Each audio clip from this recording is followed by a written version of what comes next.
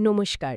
আজ আমরা পশ্চিমবঙ্গের একটা খুব রঙিন উৎসব রথযাত্রা নিয়ে একটু কথা বলবো।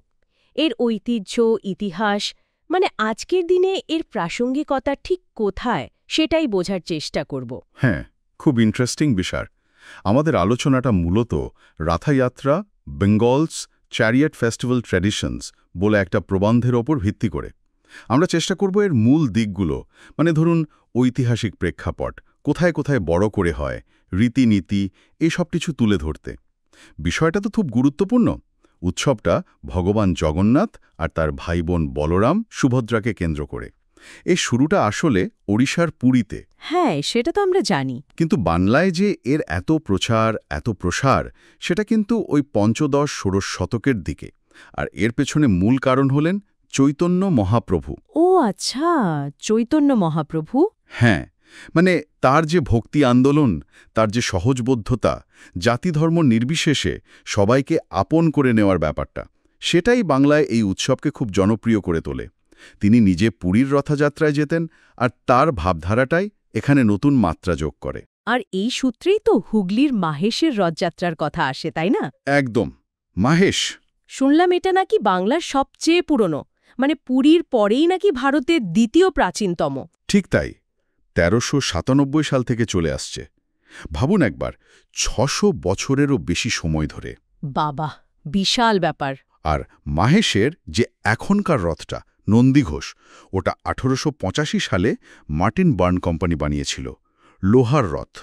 ওহ আচ্ছা, লোহার। সেটা তো সেই সময়ের তুলনায় বেশ আধুনিক ছিল নিশ্চয়ই। অবশ্যই। আসলে মাহেশের রথযাত্রা নিজেই একটা জীবন্ত ইতিহাস। শোনা যায় ধ্রুবানন্দ ব্রহ্মচারী নামে এক সাধক স্বপ্নাদেশ পেয়ে এটা শুরু করেন। পরে তো অনেকেই এর পৃষ্ঠপোষকতা করেছেন, স্থানীয় রাজা থেকে শুরু করে ধরুন ইংরেজ আমলে জমিদাররাও। আচ্ছা, যেমন ধরুন শোভাবাজারের কৃষ্ণচন্দ্র রায় বা রাজকৃষ্ণ দেব, এরা সবাই যুক্ত ছিলেন। এখনকার লোহার রথটায় ৯টা চূড়া আছে, যাকে নবশিখ বলে। নবশিখ, এর কি কোনো বিশেষ মানে আছে? মনে করা হয় এই ৯টা চূড়া হয়তো নবধা ভক্তি বা ওই ধরনের কোনো গভীর আধ্যাত্মিক প্রতীক বহন করে। গঠনটা অনেকটা পুরীর রথের আদলেই। বাহ, মাহেশের এই প্রাচীন ঐতিহ্যের পাশে এখনকার দিনে বিশেষ করে কলকাতা বা মায়াপুরের মতো জায়গায় রথযাত্রাটা কিভাবে পালিত হয়? প্রবন্ধেও তো নিশ্চয়ই এর উল্লেখ আছে। আছে তো। আষাঢ় মাসে পশ্চিমবঙ্গ জুড়েই খুব ধুমধাম করে হয়।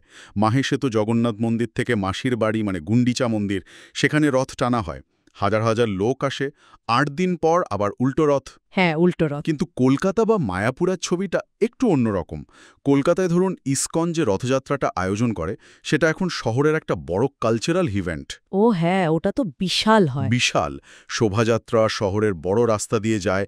দেশ বিদেশ থেকেও প্রচুর ভক্ত আসেন। সংকীর্তন চলে, অনেকে মিলে ঈশ্বরের নাম গান, নাচ, প্রসাদ বিতরণ, সব মিলে বেশ জমজমাট একটা ব্যাপার। হ্যাঁ, ওই আন্তর্জাতিক অংশগ্রহণের ব্যাপারটা বেশ চোখে পড়ার মতো। আর মায়াপুর, ওটা তো ইসকনের আন্তর্জাতিক হেডকোয়ার্টার। মায়াপুরের পরিবেশটা আবার একটু অন্যরকম। আরও বেশি আধ্যাত্মিক আবহাওয়া। সারা পৃথিবী থেকে ভক্তরা আসেন। ওখানে শুধু রথ টানাই নয়, সঙ্গে ধরুন নানা রকম সেমিনার হয়, শাস্ত্র আলোচনা চলে, ভজন কীর্তন, ঈশ্বরের গুণগান, নাটক, এই সবেরও আয়োজন থাকে। একটা আন্তর্জাতিক মিলন ক্ষেত্রের চেহারা নেয়। তার শুধু বড় শহরগুলোতেই নয়? না, একদমই না। ছোট ছোট জেলা শহরগুলোতেও হয়। যেমন ধরুন বনগাঁ, বারাসাত বা কৃষ্ণনগর, শিলিগুড়ি, মেদিনীপুর, এইসব জায়গা স্থানীয় মানুষরাই উদ্যোগ নেন। স্থানীয় কারিগরদের তৈরি সুন্দর রথে জগন্নাথ বেরন। এই লোকাল উদ্যোগগুলো কিন্তু উৎসবের ভিড়টাকে আরও শক্ত করে। আচ্ছা, উৎসবের কিছু নির্দিষ্ট আচার অনুষ্ঠানও তো আছে, যেমন ওই স্নানযাত্রার ব্যাপারটা, ওটা ঠিক কি? ওটা হয় রথযাত্রার ঠিক আগে, পূর্ণিমা তিথিতে। বিগ্রহদের প্রচুর জল ঢেলে স্নান করানো হয়। একটা বিশ্বাস আছে যে এর ফলে দেবতারা অসুস্থ হয়ে পড়েন। অসুস্থ? হ্যাঁ, প্রতীকী আর কি। এরপর তারা কিছুদিন লোকচক্ষুর আড়ালে থাকেন, যাকে বলে অনশর। তারপর নতুন রূপে সেজেগুজে রথে ওঠেন। ইন্টারেস্টিং। আর রথের দড়ি টানা, ওটা তো খুব গুরুত্বপূর্ণ মনে করা হয়। ভীষণ পুণ্যের কাজ বলে ধরা হয়। হাজার হাজার মানুষ একসঙ্গে মিলে ওই মোটা দড়ি ধরে টানেন। এটা আসলে একটা সম্মিলিত ভক্তির প্রকাশ। সবাই মিলে ভগবানকে টেনে নিয়ে যাচ্ছেন। তারপর 7 বা 9 দিন পর উল্টো রথ। হ্যাঁ, মাসির বাড়ি থেকে আবার মন্দিরে ফেরা, তখনও আবার উৎসব। অন্নকূট মহোৎসব হয় অনেক জায়গায়, মানে প্রভুকে 56 রকমের ভোগ দেওয়া হয়, সঙ্গে পুতুল নাচ, লোকগান, এসব সাংস্কৃতিক অনুষ্ঠানও থাকে। তাহলে এই পুরো উৎসবটার মূল অর্থটা কি দাঁড়ালো? শুধু কি কৃষ্ণের দ্বারকা থেকে বৃন্দাবন যাওয়া বা মাসির বাড়ি বেড়াতে যাওয়ার গল্প? ওই প্রতীকী মানেটা তো আছেই, কিন্তু এর একটা গভীরতর অর্থ আছে। সেটা হলো ঈশ্বর তার মন্দিরের 4 দেওয়াল থেকে বেরিয়ে আসছেন, সাধারণ মানুষের একেবারে কাছে চলে আসছেন, তাদের আশীর্বাদ করছেন। আচ্ছা, মানে ঈশ্বর নিজেই মানুষের কাছে আসছেন। ঠিক তাই। আর দেখুন, রথের দড়িটা কারা টানছে? উঁচু নিচু, ধনী গরিব, কোনো ভেদাভেদ নেই, সবাই একসঙ্গে।